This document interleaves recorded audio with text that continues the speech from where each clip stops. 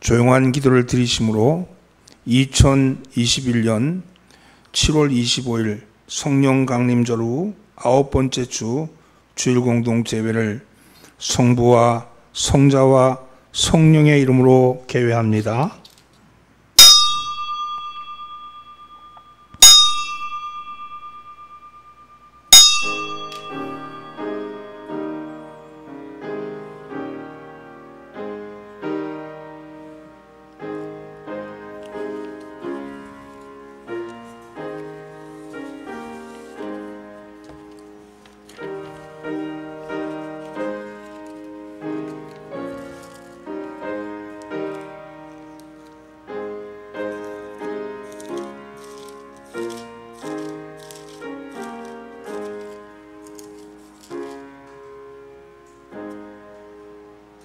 여호와여, 주의 장막에 머무를 자 누구 오며 주의 성산에 사는 자 누구 오니이까? 정직하게 행하며 공의를 실천하며 그의 마음에 진실을 말하며 그의 혀로 남을 허물하지 아니하고 그의 이웃에게 악을 행하지 아니하며 그의 이웃을 비방하지 아니하며 이자를 받으려고 돈을 꾸어 주지 아니하며 뇌물을 받고 무지한 자를 행하지 아니하는 자니 이런 일을 행하는 자는 영원히 흔들리지 아니하리로다. 살아계신 하나님, 오늘도 이렇게 이 아침 신령과 진정으로 예배드리기 위해 나온 저희를 긍휼히 여겨주시고 저희가 드리는 예배를 흠양하여 주옵소서. 주께서 기뻐 받으시는 예배 되기를 원하오며 우리를 구원하신 예수 그리스도인 받들어 기도드리옵나이다. 아멘. 다 함께 일어나셔서 임내 찬송 23번입니다.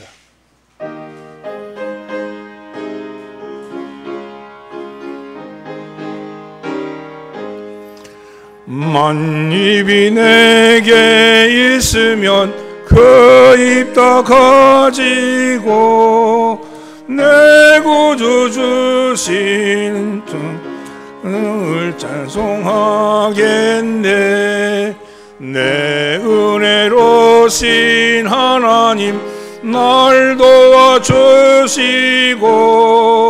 그 크신 영광 널리 펴 달게 하소서. 내 주의 귀한 이름이 날 위로하시고 이 귀의 음악 같으니 나인견하도다. 내 죄의 권세 깨트려 그 결박 보시고 이 추한 마음을 비로소 고정케 하셨네. 아멘.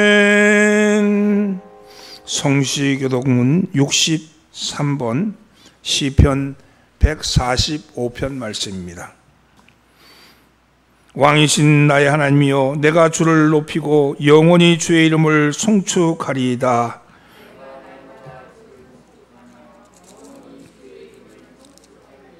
여호와는 위대하시니 크게 찬양할 것이라. 그의 위대하심을 측량하지 못하리로다.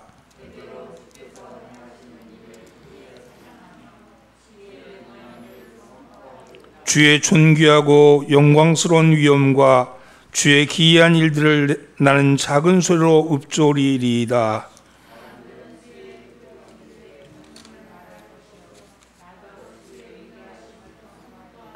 그들이 주의 크신 은혜를 기념하여 말하며 주의 의를 노래하리이다.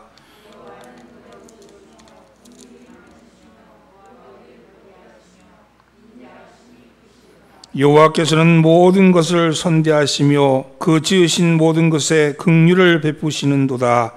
여호와여, 주께서 지으신 모든 것들이 주께 감사하며 주의 성도들이 주를 송축하리이다. 아멘. 영광송 1자입니다.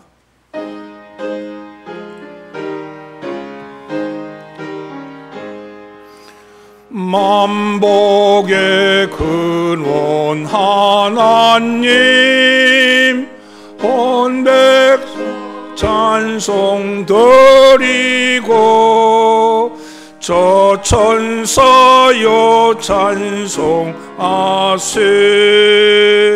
찬송 성부 성자 성령 아멘. 자리에 앉으시겠습니다. 기도드립니다. 사랑과 은혜가 풍성하신 하나님 아버지, 저희를 독생성자 예수 그리스도를 통하여 사망과 저주로부터 건져주신 은혜를 감사드립니다. 죄악의 종이 되어 이를 갈며 살 수밖에 없었던 저희를 하나님의 자녀 삼아 주셔서 생명과 평안의 삶을 살아가게 하심 또한 감사를 드립니다. 길가에 난 이름 없는 풀잎부터 밤하늘을 수놓고 있는 수천 광년이 떨어져 있는 별들에게 이르기까지 하나님은 저희를 위해 천지 만물을 창조하셨습니다. 그리고 운행하십니다.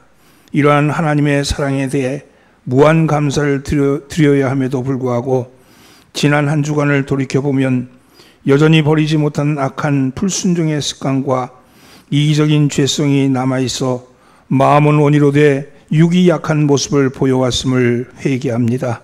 주님 용서하여 주시옵소서. 생명의 주인 되시는 하나님, 감염병이 이 나라 온 땅을 덮고 확진자가 날마다 증가하고 있습니다. 생명을 위협하는 질병이 창궐하여 몸을 공격하고 있습니다. 죽음의 공포가 저희의 마음을 낙심케 하고 저희의 영혼을 절망의 늪으로 끌어가고 있습니다. 또한 이로 인해 사회 경제적으로 어려움을 호소하고 있습니다. 또한 교회도 비대면 예배로 말미암아 모이지 못하고 집에서 예배하거나 예배당에서 모여 시와 찬양으로 하나님께 영광을 돌려야 하는데 마스크에 입을 감추고 코로나의 공포에 숨죽이며 찬양하고 있습니다. 그러나 주님, 생명의 주인은 오직 하나님이신 것을 고백하며 저희의 소명은 하늘에 있음을 고백합니다. 저희로 이 어려움을 이길 수 있는 용기와 힘을 주시고 오직 주님만을 의지하고 주님의 말씀에 순복하게 하옵소서. 이 위기와 난관을 이길 수 있는 힘은 하나님으로부터 오는 줄 아오니 세상을 바라보기보다는 말씀 앞에 날마다 깨어있어 위로부터 오는 지혜를 얻게 하옵소서. 위로부터 오는 능력을 받게 하옵소서. 생명의 주관이 되시는 여호와 하나님, 다들 어렵다 힘들다 말하지만 돌이켜보면 이 민족이 지난 5,000년 동안 지금처럼 살 수 있었던 시기는 지금 가장 부유하고 잘 살 수 있는 때인 것은 지금밖에 없었음을 고백합니다.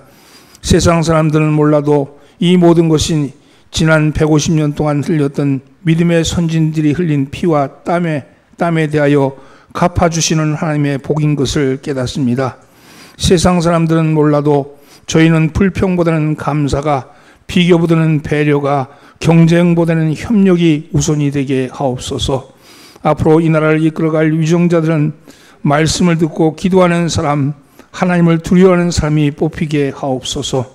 통일을 가로막고 있는 철조망은 걷어지고 전쟁을 하는 탱크가 건설 현장의 불도저로 바뀔 수 있게 하여 주옵소서. 교회의 머리가 되시는 주님, 주님의 몸된 교회인 덕정교회가 하나님의 뜻을 따르는 온전히 쓰임받는 교회가 되게 하옵소서. 지난 69년 동안 이 지역을 지키는 영적 파수꾼의 사명을 감당했던 것처럼 앞으로 다가올 100년을 준비하는 덕정교회가 이 지역의 장자교회가 되게 하옵소서. 선교지를 지원하는 보급창이 되게 하시고 장차 영적 군사를 걸러내는 훈련소가 되게 하옵소서. 차세대를 양육하는 일이 우리 교회 제일의 목표가 되게 하시고 이 일을 감당할 만한 재원과 인재를 보내주시옵소서. 지금 이 시간도 무더위 속에서 곳곳에서 예배를 위해서 헌신하는 사람들, 또 이 예배를 주님 가정에서 드리고 있는 모든 이들에게 복의 복을 더하여 주시기를 간구하오며 우리를 구원하신 예수 그리스도의 이름으로 간절히 기도드리옵나이다. 아멘. 전능하사 천지를 만드신 하나님 아버지를 내가 믿사오며 그 외아들 우리 주 예수 그리스도를 믿사오니 이는 성령으로 잉태하사 동정녀 마리아에게 나시고 본디오 빌라도에게 고난을 받으사 십자가에 박혀 죽으시고 장사한 지 사흘 만에 죽은 자 가운데서 다시 살아시며 하늘에 오르사 전능하신 하나님 우편에 앉아 계시다가 저로서 산자와 죽은 자를 심판하러 오시리라. 성령을 믿사오며 거룩한 공회와 성도가 서로 도는 것과 죄를 사해 주시는 것과 몸이 다시 사는 것과 영원히 사는 것을 믿사옵나이다. 아멘.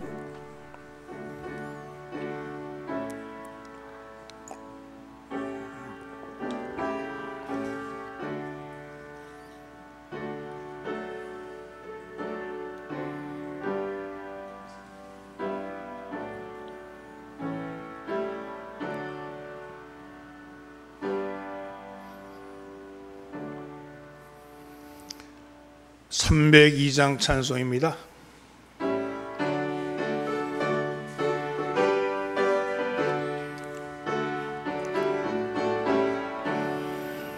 내 주 하나님 넓고 큰 은혜는 저 큰 바다보다 깊다. 노고 따주를 끌러 깊은 데로 저 한가운데 가보라. 언덕을 떠나서 장파에 배 띄워 내 주 예수 은혜의 바다로 내 맘껏 저가라. 왜 너 인생은 언제나 거기서 저 큰 바다 물결 보고 그 민 모르는 깊은 바다 속을 한번 헤아려 한보나. 언덕을 떠나서 장파에 배 띄워 내 주 예수 은혜의 바다로 내 맘껏 저가라. 많은 사람이 얕은 물가에서 저 큰 바다 보려다가 찰싹거리는 작은 파도 보고 마음 약하여 못 가네. 언덕을 떠나서 장파에 배 띄워 내 주 예수 은혜의 바다로 내 맘껏 저가라. 자고 가거라 이제 곧 가거라 저 큰 은혜 바다 향해. 자고 내 노를 저 깊은 데로 가으라 망망한 바다로. 언덕을 떠나서 장파에 배 띄워 내 주 예수 은혜의 바다로 내 맘껏 저가라. 아멘. 오늘 우리에게 주시는 하나님의 말씀은 요한일서 3장 21절로 22절의 말씀입니다. 요한일서 3장 21절에서 22절 말씀입니다.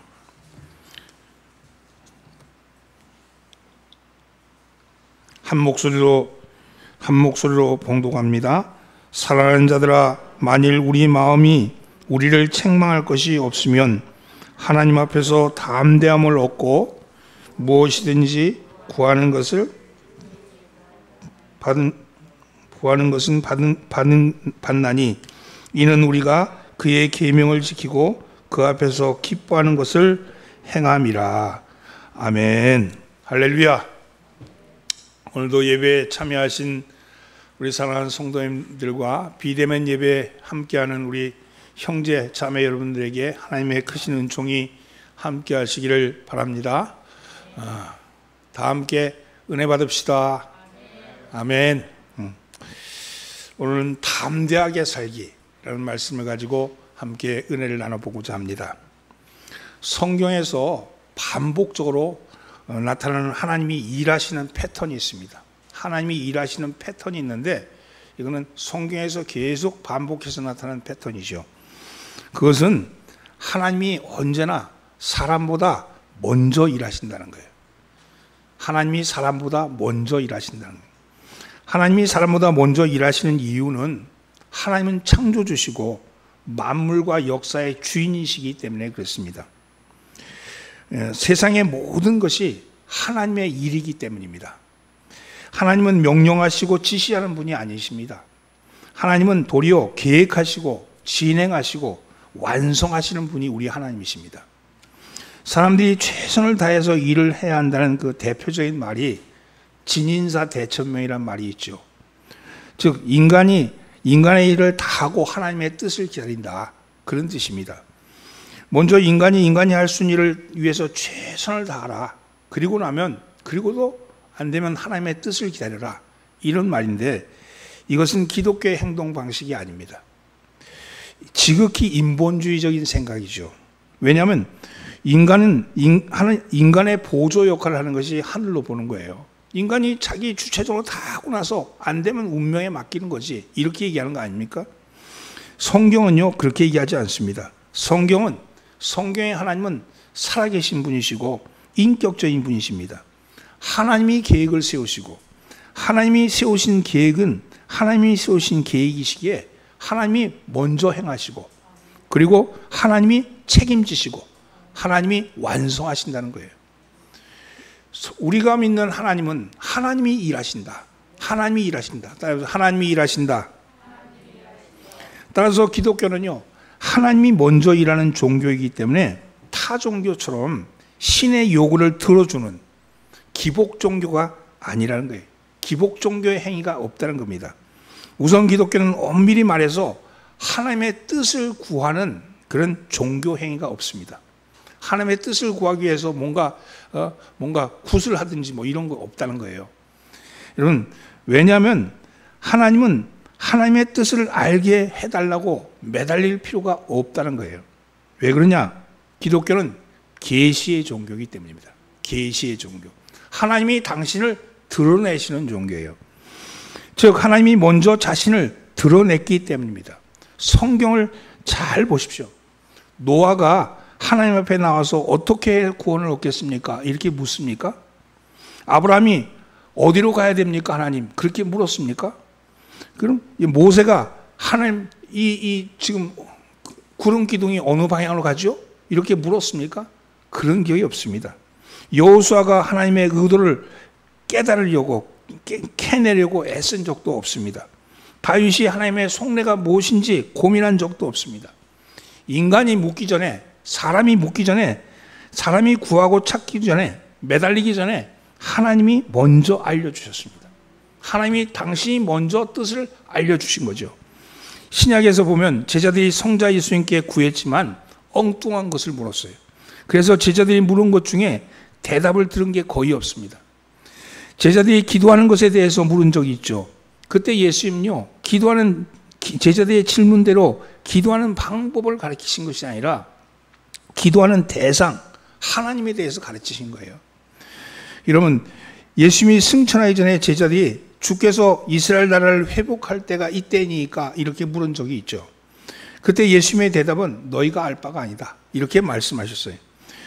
여러분, 하나님은 하나님의 뜻을 알고자 하는 사람들이 하나님의 뜻을 알고자 하지만 하나님은 침묵하는 것 같아요. 가르쳐 주시지 않는 것 같아요. 그러나 침묵하는 것이 아니라 하나님의 뜻은 이미 성경에 계시되어 있습니다. 여러분, 말씀을 읽으면 알게 되고 모르는 것은 성령님께서 가르쳐서 깨우쳐 주신다고 말씀합니다. 그런데 사람들은 하나님의 뜻을 알고 싶어 하면서도 성경을 읽지 않고 엉뚱하게 기도하고 엉뚱하게 생각하고 엉뚱하게 사람을 찾아가서 상담을 합니다. 여러분, 정작 알아야 될 때는 뭐냐? 이미 계시된 말씀 속에서 하나님의 뜻을 깨달아야 되는 거예요. 이미 계시된 말씀에서 누가 깨닫게 하시냐? 우리 안에 오신 내주하시는 성령님이 당신이 깨닫게 해주신 거예요. 그 수준에 맞게끔 깨닫게 해주시고 자라게 하시는 거죠.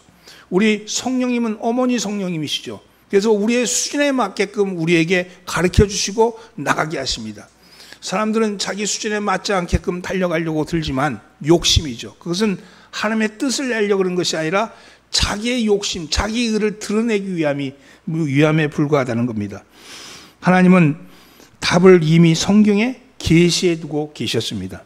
많은 성도들이 하나님을 오라고 부르고 함께 해달라고 요청하지만 하나님은 임마누엘이신 하나님은 언제나 우리와 함께 계셨고 우리와 지금도 함께 하십니다. 하나님 오시옵소서, 하나님 나와 함께 하시옵소서 자꾸 그러는데 하나님이 함께 하시는데, 하나님이 이미 함께 하시는데 왜 자꾸 함께 해달라고 그렇게 기도할까요? 그것은 하나님의 문제가 아니라 나의 문제죠. 하나님은 여호수아에게 먼저 찾아가셔서 네가 어디로 가든지 네 하나님 여호와가 너와 함께 하리라고 말씀하셨고, 예수님께서 승천하시면서 볼지어다 내가 세상 끝날까지 너희와 항상 함께 있으리라 이렇게 말씀하셨습니다. 하나님은 사람의 행위에 응답하시는 하나님이 아니라 먼저 일하시는 하나님이십니다. 사람이 하나님을 위할 수도 없고 위할 필요도 없고 하나님께 드릴 필요도 없습니다. 사실은요, 하나님이 우리를 위해 주시는 거죠. 하나님이 우리에게 주시는 거죠. 그래서 바울이 사도행전 17장 24절 말씀에서 이렇게 말씀합니다. 우주와 그 가운데 있는 만물을 지으신 하나님께서는 천지의 주제시니 손으로 지은 전에 계시지 아니하시고 또 무엇이 부족한 것처럼 사람의 손으로 섬김을 받으시는 것이 아니나니 이는 만민에게 생명과 호흡과 만물을 친히 주시는 이심이라 이렇게 말합니다. 이 말씀 무슨 얘기입니까? 여러분, 사람이 지은 집에 계시지 아니하고 무엇이 부족해서 사람에게 뭘 달라 그러시는 분이 아니시라는 거예요. 여러분, 만민에게 생명과 호흡과 만물을 주시는 분이 바로 하나님이시다. 하나님이 먼저 주신 거예요. 하나님이 우리에게 먼저 주셨다는 겁니다. 그런데 많은 그리스도인들이 하나님을 위하여라고 소리 지르지만 실제로는 그것은 자기 의를 드러내고자 하려 함입니다. 하나님을 위하여, 그런데 하나님은 이미 우리가 위한다 그래서 위해지는 분이 아니라 그분은 영광 중에 있는 분이셔요. 그런데 우리가 이름으로 위하여 소리 질러야 되는데 그것은 자기 의를 드러냄이지 정작 하나님의 의가 아닐 수도 있다는 겁니다. 엄밀한 의미로 말하면 하나님이 우리를 위해서 일하시지 우리가 하나님을 위해서 일한다고 할 수 없다는 겁니다. 하나님은 우리에게 책망하고 일거리를 만들고 명령하려고 오신 분이 아니라 우리를 살리려고 오신 분이고 우리를 도우려고 오신 분이십니다. 이것이 하나님의 참 모습입니다. 그런데 우리는 이런 하나님을 부담스러워합니다. 그것은 우리가 하나님부터 멀리 떨어졌기 때문에 그런 거예요. 여러분, 아버지가 부담스러운 건요, 아버지와 사이에 관계가 문제가 있기 때문 아니겠어요? 남편이 부담스러운 건 남편과 아내 사이에 뭔가 관계가 문제가 있기 때문에 그런 거 아니겠어요?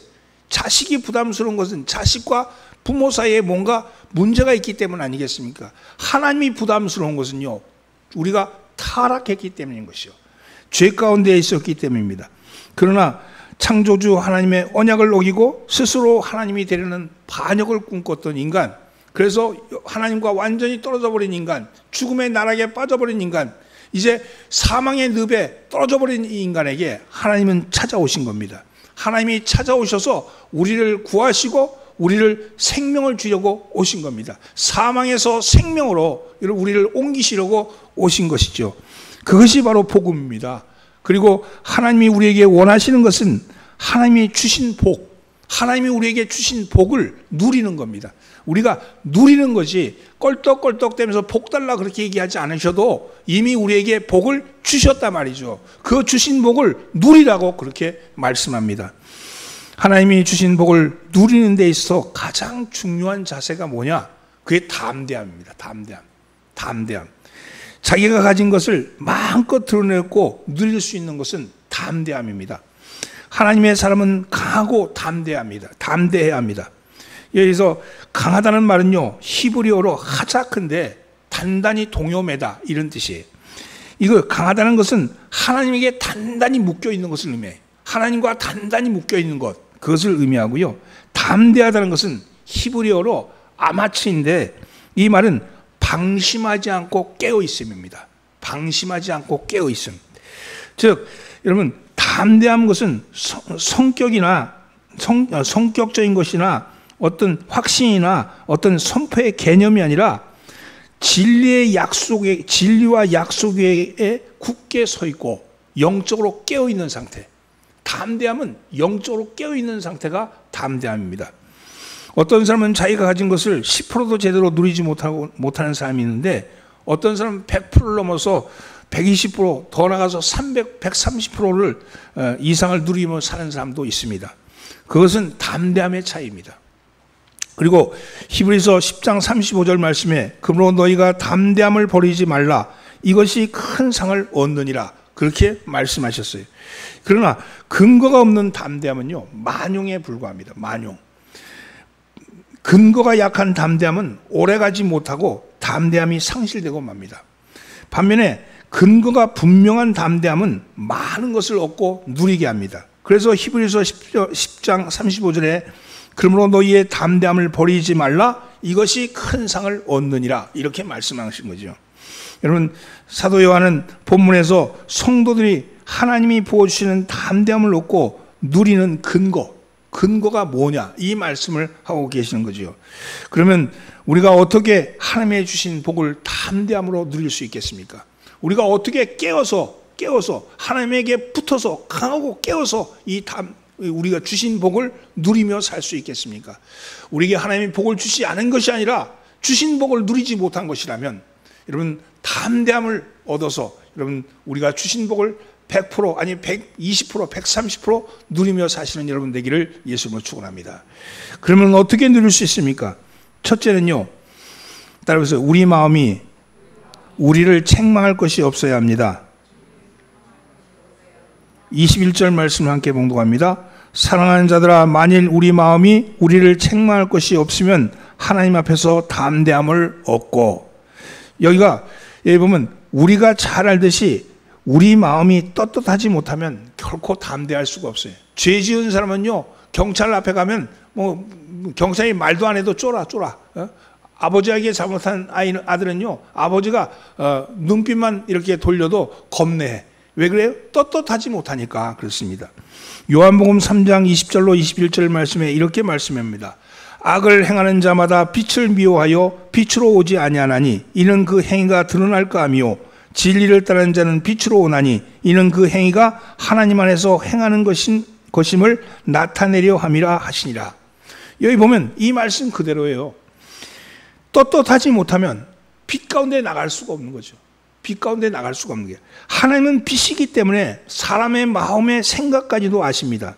그래서 사람이 하나님 앞에 떳떳하지 못하면 하나님 앞에서 부끄러워하게 되고, 그래서 부끄러워하게 되면 점점 멀어져 가다 보면 길을 잃고 마는 것이죠. 그래서 우리는 우리의 마음이 보기에 책망할 것이 없어야 합니다. 오늘 본문 말씀에 보면 이렇게 돼 있죠. 사랑하는 자들아, 만일 우리 마음이 우리를 책망할 것이 없으면, 이렇게 얘기하잖아요. 우리의 마음에 책망할 것이 없기 위해서는 어떻게 해야 합니까? 우리는 언제나 온전한 회개를 이루고 예수 그리스도 안에 살아야 합니다. 로마서 8장 1절 말씀, 그러므로 이제 그리스도 예수 안에 있는 자에게는 결코 정죄함이 없나니, 예수 안에 있어야지만이 정죄함이 없다, 이렇게 말하죠. 여러분, 예수 안에 있으면 우리 안에 정죄의식을 버리게 된다는 거예요. 마음에 책망할 것이 없기 위해서는 끊임없이 우리의 죄를 인정하고 우리를 자백하고 그러고 살아야 합니다. 요한일서 1장 9절 말씀, 만일 우리가 우리의 죄를 자백하면 저는 미쁘시고 의로우사 우리 죄를 사하시며 모든 불의에서 우리를 깨끗게 하실 것이요, 이렇게 말씀합니다. 그러나 우리 마음에 책망할 것이 없기 위해서는 우리가 회개하는 것만으로는 충분하지 않습니다. 무엇보다도요, 하나님의 자녀의 권세가 있음에 대해서 확신을 가지셔야 합니다. 그래서 요한복음 1장 12절 말씀, 영접하는 자 곧 그 이름을 믿는 자에게는 하나님의 자녀가 되는 권세를 주셨으니, 이렇게 말씀합니다. 이것은요, 우리가 예수 안에 있다는 것은 무엇입니까? 주님 안에서 내가 내 죄에 대해서 주님의 피로 이 문제가 해결됐음을 고백하는 것이죠. 그리고 내가 하나님의 자녀가 되었다는 확신을 갖는 거예요. 나의 정체성을 분명히 해야 된다는 겁니다. 자녀된 우리는요, 우리 하나님이 좋으신 하나님이라는 사실을 아버지라는 사실에 대한 믿음을 가지셔야 합니다. 마태복음 7장 11절 말씀, 너희가 악한 자라도 좋은 것으로 자식에게 줄 알거든 하물며 하늘에 계신 너희 아버지께서 구하는 자에게 좋은 것으로 주지 않겠느냐, 이렇게 말씀합니다. 이 말씀을 기억하셔야 돼요. 하나님은 좋으신 하나님이다. 내가 구하는 걸 놓고 하나님이 너 잘못 구했어, 너 이거 구하지 말 때 그래서 구했어, 그래서 넌 저주를 받아야 돼, 이렇게 말씀하시는 분이 아니고, 우리가 잘못 구했다 할지라도 좋은 것을 주시는 이가 하나님이시다. 우리 하나님은 좋으신 하나님이라는 사실을 믿으셔야 합니다. 그리고 우리가 자녀로서 거룩함에 대해서 담대하셔야 합니다. 우리 스스로도 거룩해지셔야 돼. 아버지를 닮은 자녀로서 언제나 경건에 이르기 위해서 힘써야 합니다. 디모데전서 4장 7절로 8절, 망령되고 허탄한 신화를 버리고 경건에 이르도록 네 자신을 연단하라. 육체의 연단은 약간의 유익이 있으나 경건은 범사에 유익하니 금생과 내생의 약속이니라, 이렇게 말씀합니다. 언제나 죄를 숨김없이 회개하고 마음에 책망할 것이 없는 자녀로서 아버지를 부르면 담대한 복을 얻는다고 말씀합니다. 사랑하는 성도 여러분, 담대함의 복은 마음에 책망할 것이 없는 사람의 것입니다. 그런데 담대한 복을 얻을 수 있는 근거는 뭐냐? 예수의 피공로를 의지한 믿음입니다. 우리의 마음에 책망할 것이 없다고 하는 것은 우리가 죄사함을 받았다는 확신이 있다는 거예요. 죄사함을 받았다는. 내가 죄사함에 대한 확신을 가지셔야 돼. 내가 예수의 피로, 근데 우리 어때요? 우리 안에 하나님 앞에 네가 내 마음을 볼 때 책망할 게 없냐? 이러면요, 얼른 떠오르는 게 뭐냐면, 이것도 잘못됐지, 저것도 잘못됐지, 이런 게 떠오르잖아요. 이게 뭐냐면요, 이게 죄책의식이거든. 죄책의식인데, 근데 이거는 이것과 상관없는 거예요. 우리의 죄는 책망할 것이 없어. 왜냐하면 예수의 피로, 예수의 피공로로 완전히 죄사함을 받은 거야. 죄사함을 받았는데 죄책의식이 우리를 붙들고 있는 거죠. 그것이 우리를 넘어뜨리는데, 그거는 회개하면 돼. 그러면 그런 책망할 것이 생기면 바로 회개하면 돼. 그것이 나를 붙잡지 못한다는 거예요. 여러분, 예수의 보혈로 인정을 받은 사람은 설사 양심에 꺼리낌이 있다 해도 떳떳하지 못한다 할지라도 모든 것을 다 하시는 아버지께서 용서해 주셨음에 대해서 여러분 확신을 가지고 자책하지 말아야 합니다. 담대함을 얻을 수 있는 근거는요, 십자가의 피공로를 의지하는 믿음입니다. 우리가 담대하지 못하는 건 마귀가 자꾸 그런 거예요. 너는 이런 거 때문에 안 돼. 너 이런 거 때문에 안 돼. 뭘 하려고 들면 계속 와서 참소를 하는 겁니다. 참소. 그럴 때 단 한 가지, 우리가 뭘 가지고 의지해야 돼? 예수의 피공로. 예수의 피로 나는 깨끗함을 얻었다. 그리고 내가 문제가 거리 있다 할지라도 이것조차도 하나님은 나를 용서하여 주시고 이것을 사하여 주셨다. 그렇게 믿는 믿음의 근거가 담대함의 근거가 된다는 겁니다. 사랑하는 성도는 예수님께서 십자가를 지심으로 내 죄가 다 사함받았다는 확신이 있으면 하나님 앞에 우리가 무엇이든지 구할 수 있는 담대함을 얻는다는 겁니다. 오늘 사랑하는 성도 여러분 안에 담대함이 있기를 예수님으로 축원합니다. 두 번째는요, 계명을 지키고 하나님께 기뻐하시는 일을 행하셔야 합니다. 여러분 따라서 계명을 지키고 하나님께서 기뻐하시는 것을 행하자. 22절 말씀입니다. 함께 봉독합니다.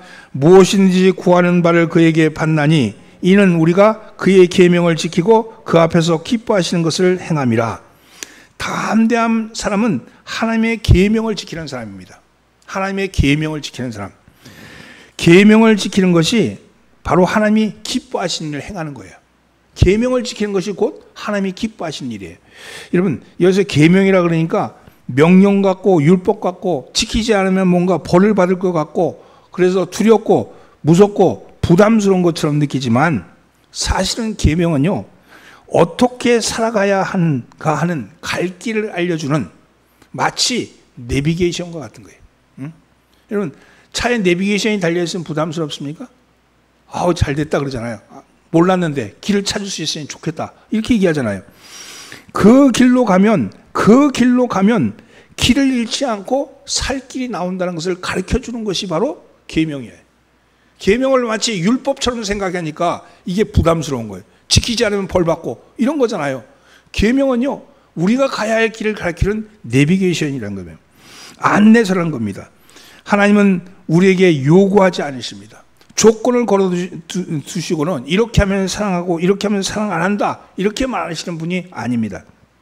따라서 계명은 요구하는 것이 아니라 살 길을 가르쳐 주는 거예요. 믿지 않는 사람에게 계명은요, 무거운 거예요. 무거운 거예요. 믿음을 가진 사람에게 계명은요, 그건 살 길을 가르쳐 주는, 그건 내비게이션이야. 그래서 성경을 보면서 신약을 한 사람들이 구약을 읽을 때 그 구약은 율법이 아니에요. 율법이 아니고 신약적 교회는 구약을 보면서 율법적으로 보는 것이 아니라 하나님이 우리가 살 길, 방도를 가르쳐 주셨구나. 이걸 이렇게 살면 살 길이 나오는구나 하는 걸 보여주셨다. 아까 하나님은 우리에게 계시하셨다 그랬잖아요. 그 성경의 모든 말씀이 우리가 살아가야 할 길을 계시해 주는 말씀인 거죠. 그 말씀을 찾아가는 것이 바로 계명인 거죠. 계명. 여러분, 따라서 계명은 요구하는 것이 아니라 살 길을 가르쳐 주는 겁니다. 그 계명이 뭡니까? 두 가지잖아요. 하나님을 사랑하고 내 이웃을 사랑하라, 이렇게 말씀하잖아요. 하나님을 사랑하는 것처럼 우리 주 안에서 한 형제된 성도를 사랑하라고 그렇게 말씀합니다. 여러분, 할아버지와 어머니와 함께 살던 한 소년이 있었어요. 할아버지는 얼굴이 매우 심하게 일그러졌고 음식도 간신히 삼키면서 휠체어에 앉아서 늘 이동도 자유롭지 않는 그런 노인네였습니다. 소년은 매일같이 할아버지 방에 가서 정심을 챙겨주는 일을 담당해야 했습니다. 매일같이 그렇게 했는데 시간이 흘러서 소년이 청년이 되었어요. 청년이 되고 나니까 이 일이 실증이 나기 시작한 거예요. 그리고 왜 할아버지는 저렇게 내가 할아버지를 보살펴야 돼 하는 그런 생각이 들었습니다. 그래서 엄마에게 짜증을 내면서 말했습니다. 이제부터는 엄마가 할아버지 챙기세요. 이제 나는 할아버지 더 이상 챙기기 싫어요, 이렇게 얘기했어요. 그래서 어머니가 아들을 앉혀놓고 진지하게 말했습니다. 얘야, 너도 이제 어느덧 청년이 됐구나. 할아버지에게 일어났던 이 일을 내가 알 때가 된 것 같단다. 그러면서 얘기를 합니다. 할아버지는 아주 건장한 분이셨단다. 그런데 내가 아기였을 때 우리 집에 불이 났었지. 그리고 지하실에서 일하던 내 아버지와 내가 함께 있을 것이라고 생각하고 있었는데 나는 내가 아버지랑 있을까요? 지하실에 일하던 내 아버지는 내가 너와 함께 있을까 생각했는데 나는 또 내가 아버지랑 있을까 생각하고 그리고 둘이 급히 나왔단다. 그런데 나와서 보니까 아이가 집 안에 있는 것을 알게 되었단다. 이때 내 할아버지가 그 불 속에 뛰어들어가서 너를 구해냈단다. 그리고 너를 안고 나오시면서 너는 조금도 다치지 않았지만 내 할아버지는 심한 화상을 입었고 그때 연기에 질식해서 응급실에 실려갔단다. 그 이야기를 하고 있자 그 청년이 눈에서 눈물이 고였습니다. 그리고 그 이후에 청년은 더 이상 불평하지 않았습니다. 늘 존경과 감사의 마음으로 그 할아버지에게 정심을 갖다 드린 거죠. 여러분, 계명이 짐이 되지 않는 삶은 하나님이 먼저 우리를 사랑한 것을 깨닫는 거예요. 이 청년에게 식사를 갖다 주는 것이 계명이요, 계명. 그죠? 갖다 줘야 된다고 생각하니까 얼마나 무겁고 힘들어.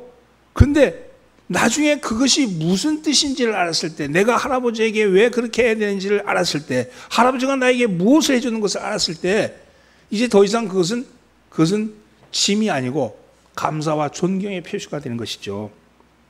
여러분, 계명이 짐이 되지 않는 삶은 하나님이 먼저 우리를 사랑하셨고 우리가 그 사랑을 깨닫는 그 감격 속에 살아갈 때 계명이 짐이 되지 않습니다.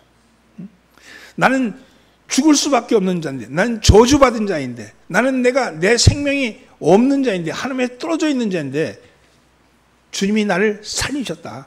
주님이 살리신 이유는 나를 살리시기 위해서 말씀을 주셨고 계명을 주셨고, 그렇게 사는 것이 네가 사는 길이라는 것을 가르쳐 주셨다. 그래서 이 말씀을 따라 살아야 한다, 이것 아니겠습니까?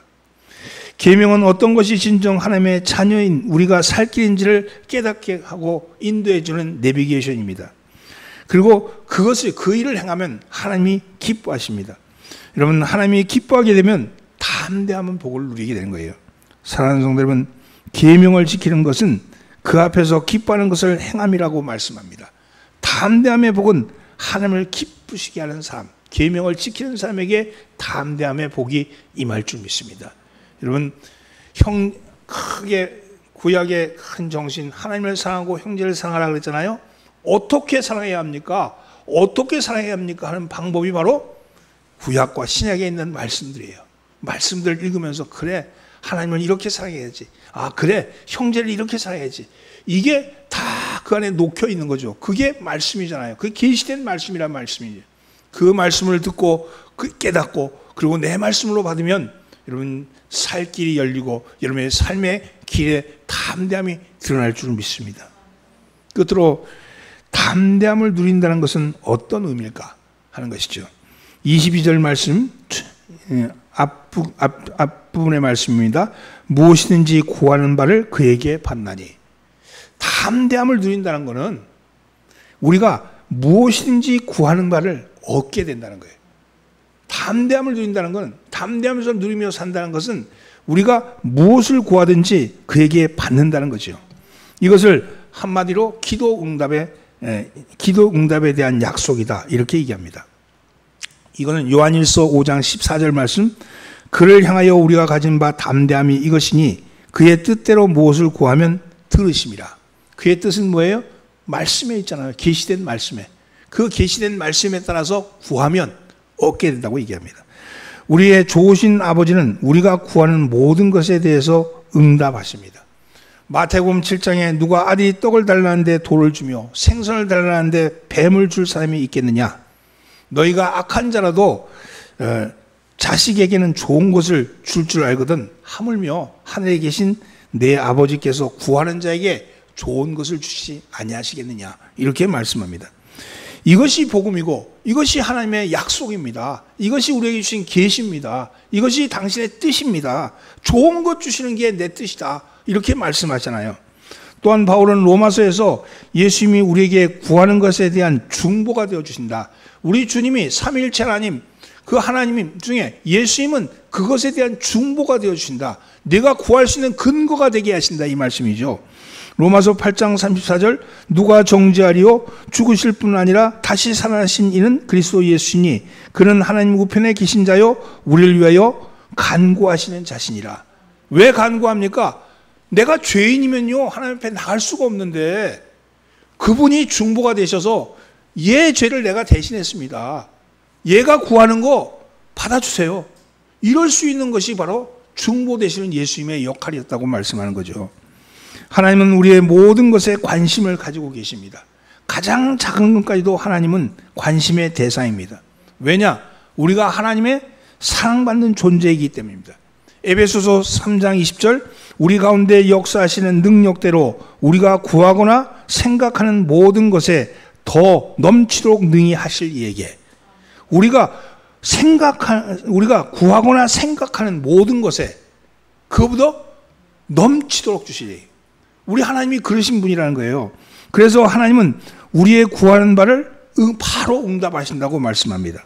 마가복음 11장 24절, 그러므로 내가 너에게 말하노니 무엇이든지 기도하고 구하는 것은 받은 줄로 믿으라. 그리하면 너에게 그대로 되리라. 왜 받은 줄로 믿으라 그럽니까? 우리가 구하기도 전에 이미 줬다는 거 아니에요. 그잖아요. 내가 구하기도 전에 앞서 주신 거예요. 그걸 내가 발견하지 못할 뿐이지. 여러분, 오늘 여러분 하나님 앞에 눈이 열려지기를, 계시가 열려지기를 예수님은 축원합니다. 사랑하는 성도님은 우리는 담대하게 구해야 합니다. 주님께서 너희가 내 안에 거하고 내 말이 너희 안에 거거든 무엇인지 원하는 대로 구하라 그리하면 이루리라 이렇게 말씀하셨어요. 하나님의 자녀로서 담대하게 구할 수 있는 것은 구하고 담대함을 누릴 수 있는 그런 삶을 사시기를 바랍니다. 오늘 여러분 우리의 삶이 하나님과 동떨어진 삶이 아니라 하나님이 내 안에 계시고 하나님이 나를 향해서 내가 내 안에 있으니 네가 누리고 싶은 것을 누려라 이렇게 말씀하시는데 왜 우리는 못 누리고 있습니까? 담대함이 없습니까? 한번 돌아보시기를 바랍니다. 말씀을 정리합니다. 조직의 행동과 의사결정에 대한 전문가인 미국의 스탠포드 대학의 제임스 마치 교수는 사람이 결정을 내릴 때 두 종류의 의사결정의 모델을 택한대요. 둘 중에 하나를 택한대요. 하나는 결과를 중시 여기는 모델입니다. 결과를 중시 여기는 모델은 비용과 이익을 따져서 나에게 어떤 유익이 돌아올 것을 생각하는 모델입니다. 어떤 결정을 내릴 때 나한테 이익일까? 이게 이제 결정하게 하는 그런 거죠. 이 모델은요, 단기적인 의사결정에는 매우 효과적이랍니다. 어떤 걸 할 때 내 이익이 되는 걸 택하는 건 굉장히 그렇죠. 이익이 될까? 손해가 될까? 이익되는 걸 선택하는 것이죠. 또 하나의 다른 모델은요, 정체성을 중시하는 모델입니다. 정체성을. 이 모델은 내가 어떤 사람인지를 먼저 생각하고 결정을 내리는 거죠. 주로 장기적인 결정을 낼 때는 이런 결정이 유효하다고 얘기합니다. 이건 무슨 얘기냐면 어떤 일을 하려고 하는데 어떤 일을 했는데 내가 남의 것을 도적질하려고 하는데 내 속에서 뭐냐면 야, 너 예수 믿는 사람이잖아. 이렇게 얘기하면 그 순간 결정하지 못하는 거죠. 도적질하지 못하는 거죠. 옛날에는 하지만 육군사관학교 명예제도라는 게 있다는 거 아니에요? 예? 명예제도가 있어서 본인이 스스로가 명예심을 떨어뜨렸을 때, 위반했을 때 스스로가 자퇴한대잖아요. 왜 그러냐? 내가 육군사관학교 최고의 대한민국 군인이 될 장교가 될 사람인데 내가 도둑질하거나 거짓말하거나 남의 물건을 훔치거나 그런 일을 했다면 어디 가서 방뇨를 했다 그러면 술 먹고 뭐 이렇게 누구를 추행했다 그러면 그 명예를 떨어뜨리는데 자신의 명예뿐만 아니라 다른 사람의 명예도 다 떨어지니까 자기가 스스로가 나가는 거죠. 마찬가지로 이건 두 가지 모델인데 하나는 이익을 따지는 모델이냐 하나는 정체성의 모델이냐 이런 거죠. 그런데 이 정체성의 근거에 한 결정이 아니면 근본적으로 혹은 장기적으로 변화가 일어나지 않습니다. 이익에 따른 결정을 하는 사람에게는 변화가 없어요. 정체성에 따른 결정을 하는 사람만이 변화를 가져온다는 겁니다. 법이 아무리 정교해도 범죄가 끊이지 않는 이유는 정체성의 변화가 일어나지 않기 때문이라는 거예요. 여러분, 내가 돈을 많이 번다고 해서 내가 도덕적인 사람이 되느냐? 그렇지 않아요. 내가 좋은 차를 탄다고 해서 내가 예절 바른 사람이 되느냐? 그렇지 않아요. 중요한 거는 그 사람, 차가 아니고 겉모습이 아니고 그 안에 있는 사람이 누군가가 중요한 거 아니겠어요?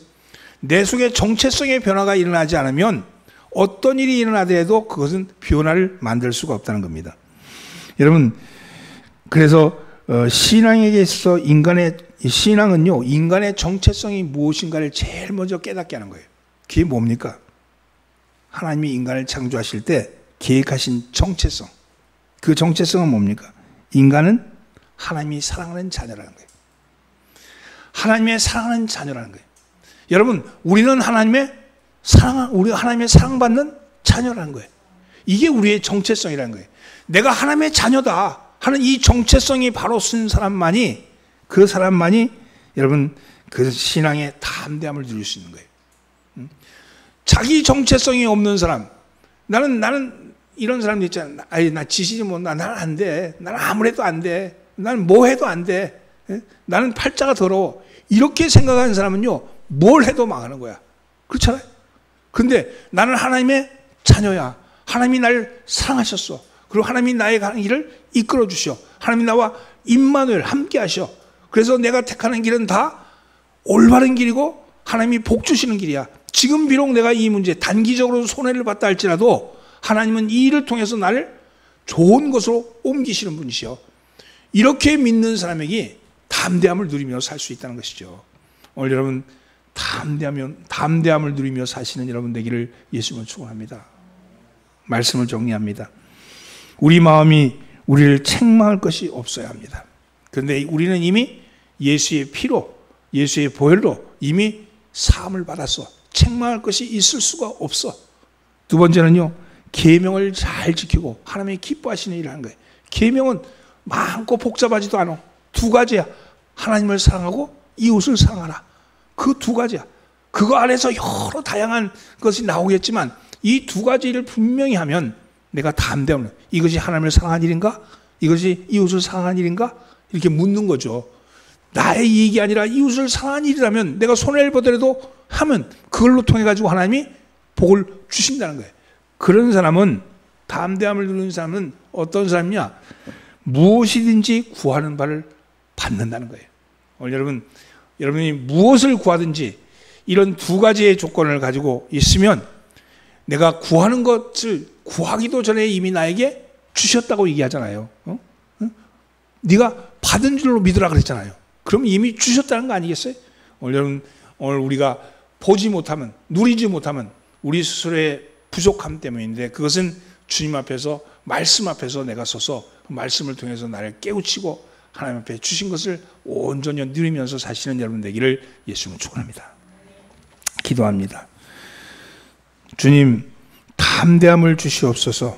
우리 안에 정체성을 분명히 하고, 하나님의 자녀의 정체성을 분명히 하고, 하나님이 우리를 사랑하시고 우리에게 좋은 것을 주신다는 사실을 주님 각성하게 하셔서 우리가 어떠한 일에도 책망할 것이 없는 삶으로, 계명을 잘 지키는 삶으로, 하나님이 기뻐하시는 삶으로 담대함을 누리며 살아갈 수 있게 하여 주옵소서. 우리가 가진 담대함은 우리가 무엇이든지 구하는 바를 얻게 될 것이라는 그런 믿음입니다. 말씀입니다. 그 약속입니다. 그 약속 따라서 우리의 삶을 꾸려가게 하여 주옵소서. 우리를 구원하신 예수 이름으로 기도드리옵나이다. 아멘. 성경 찬송, 봉헌 찬송 453자입니다. 부르시면서 헌금을 봉헌합니다.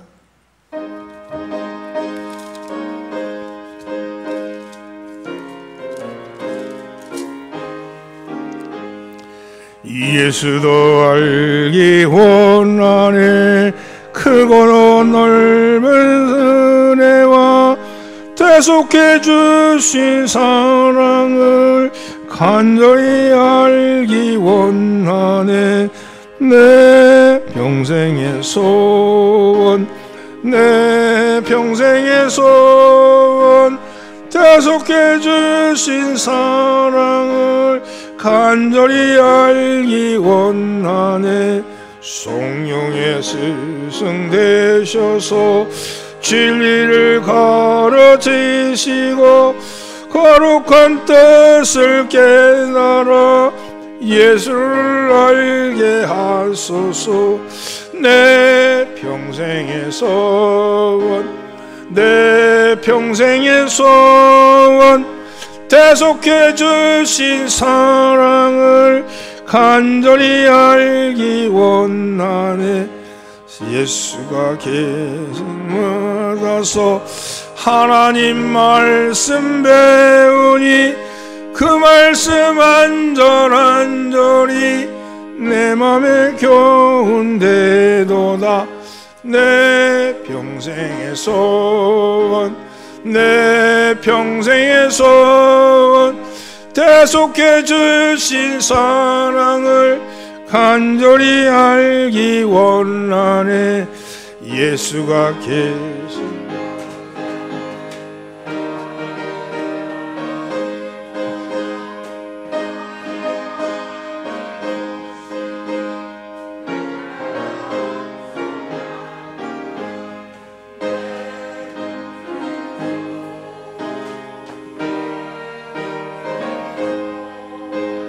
대속해 주신 사랑을 간절히 알기 원하네.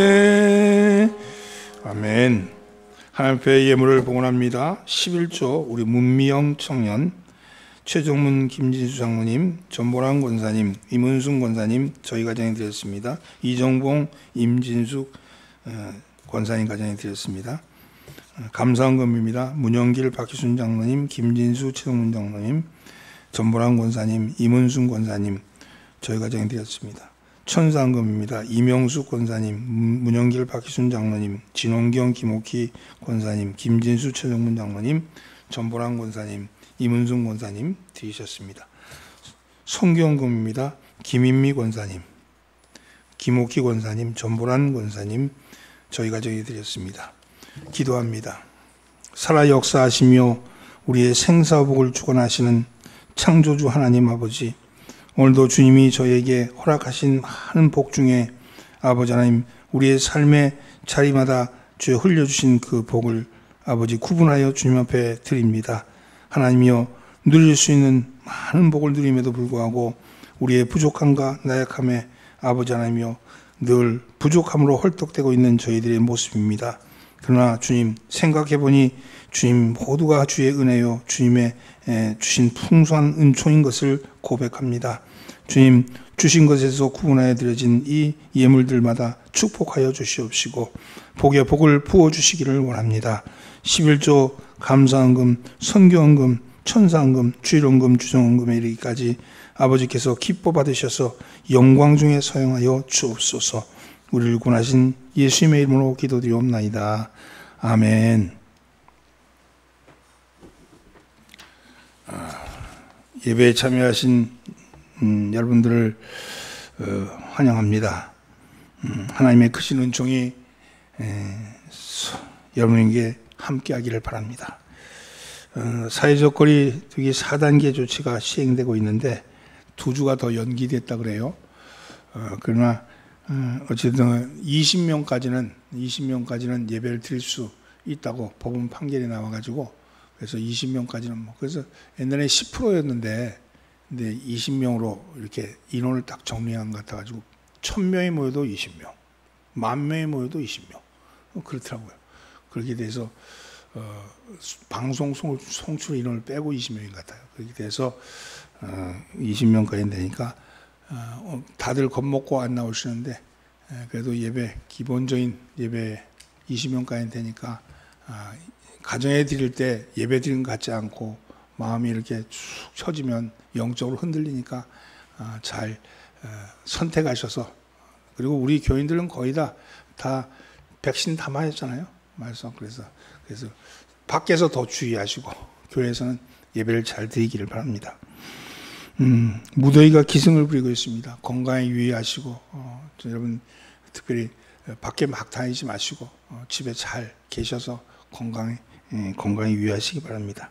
수시로 예배당에 나와서 밖에 나가서 다니지 말고 예배당에 가서 기도하고 찬송하고 그렇게 하는 것은 하나님 기뻐하시는 일이겠습니다.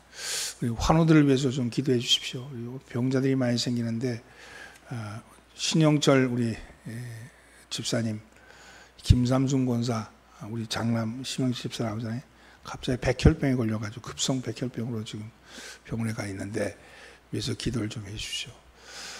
또 오늘 금방 우리 김진수 장로님, 최정문 권사님 아버님 지금 아마 돌아가실 것 같다고 연락이 와서 예배드리러 왔다가 지금 성모병원에 갔어요. 여러분 위해서 기도해 주시고, 여러분 요즘 장례가 나도 문상도 못 가는 그런 어려움이 있어서 기도로 또 카톡으로 서로 위로를 해 주시기 바랍니다. 우리 남청자 권사님, 박기화 권사님 위해서 기도해 주시고, 우리 나윤경 권사님 위해서 기도해 주시고, 우리 여러분 환우들을 위해서 기도로 힘을 주시기를 바랍니다. 다 함께 일어나셔서 이런 교회 되게 하소서 찬양하신 후에 축도하는 예배를 마치겠습니다.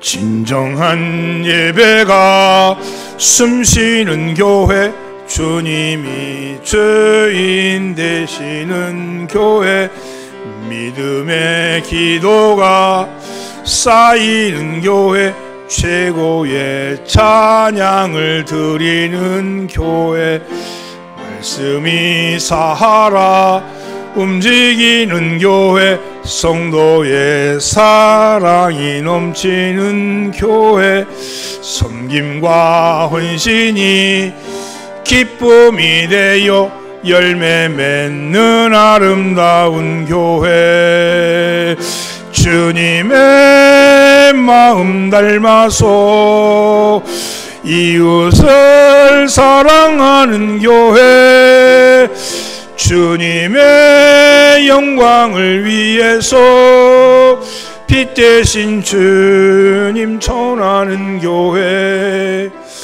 사랑의 불꽃이 활짝 피어나 날마다 사랑에 빠지는 교회, 주께서 사랑하는 덕정교회가 이런 교회 되게 하소서.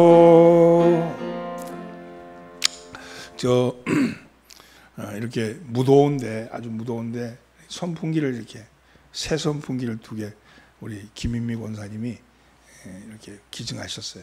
하나님께 봉헌하셨어요. 난 선풍기 안 틀어서 그게 고장 난 줄 몰랐어. 근데 고장 났더라고요. 그래서 아주 오늘 시원했는데 여러분 마음도 시원한 줄 믿습니다. 제가 기도하겠습니다. 지금은 우리 주 예수 그리스도의 은혜와 하나님 아버지의 크신 사랑하심과 성령님의 감화 감동 역사 보호 인도하심이 오늘도 덕정교회에 속한 모든 권속들이 담대함의 복을 누릴 수 있도록 간절히 축원하옵나이다. 아멘.